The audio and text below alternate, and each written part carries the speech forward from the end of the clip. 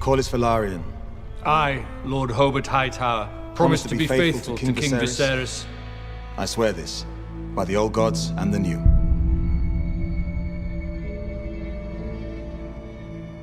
Westeros is basically a feudal society. It's ruled by many noble houses, some of them going back hundreds or even thousands of years.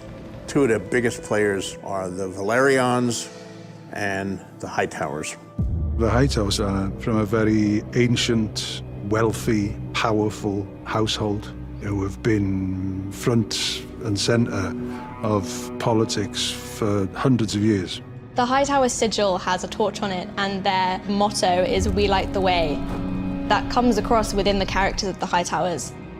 Their seat of power is the southern coast, Old Town, which was for many thousands of years the biggest city in Westeros. The Faith was headquartered there for many years. That was where the High Septon, our equivalent of the Pope, had his seat. Within the series, you have old gods and new gods, and the Seven is new religiosity, and the Hightowers have a strong connection with the High Septon. When we first open the series, Otto Hightower is Hand of the King, and I think there's a Hightower fire there. There's a saying, when the king eats, the hand shits.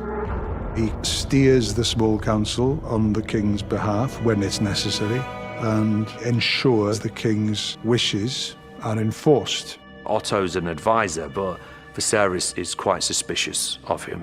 Otto sees the danger in everything, and even though his intentions are good, he's also persuaded himself that there is nothing but good intention behind his action. The gods have yet to make a man who lacks the patience for absolute power, Your Grace.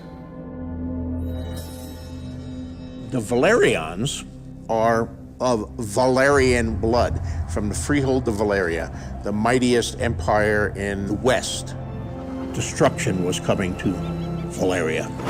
The Doom, as it would later be called. And they actually arrived in Westeros before the Targaryens. Hightad is a standalone castle belonging to Lord Corlys.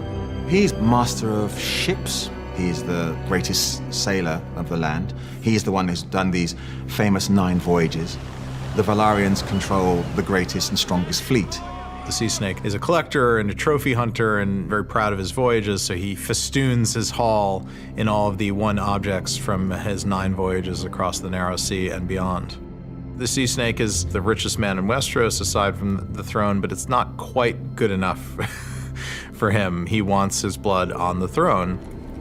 He was there when Viserys was chosen as king. He felt it should have been his wife, and he's never really forgotten that. The queen who never was. To have your husband as your champion, constantly saying, it should have been you, it should have been you, it should have been her, is fantastic. There's a classic example of a healthy, strong marriage. The Velaryons were not pleased by this, but when the realm is against you 20 to 1, you'd be pretty foolish to go to arms to try to press that. Jaehaerys did not want bloodshed. He wanted a smooth transition to his successor. History does not remember blood. It remembers names.